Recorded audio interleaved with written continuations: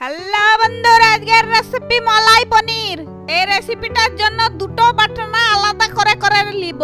আদা আর কাঁচা লঙ্কা বেটা নিব, আর মিক্সি জারে পোস্ত, কাজু, কিশমিশ আর হ্যাঁ বন্ধুরা, বাড়িতে যে দুধটা ফুটান তার মধ্যে দেখবেন সরটা জমে, ওই সরটাও ঢেলে দিবেন। এটাই তো মালাই।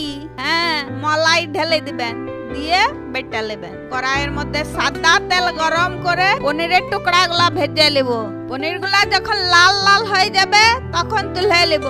নিয়ে ওই তেলের মধ্যে আদার কাঁচা লঙ্কাটা ঢেলে লাড়তে লাগবো।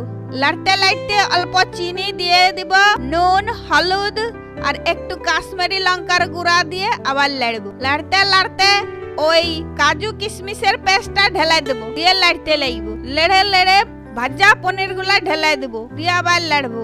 দিয়ে যখন তেল ছেড়া দিবে তখন 1 কাপ মতন দুধ ঢেলে দেবো, দিয়ে আবার ফুটাতে লাগবো। দিয়ে যখন রেসিপিটা ঘন ঘন হয়ে যাবে তখন কাসুরি মেথি আর অল্প ঘি দিয়ে নামিয়ে নিলেই তৈরি মালাই পনির। আমার এই রেসিপিটা যদি ভালো লাগে তাহলে লাইক করে জানাবেন।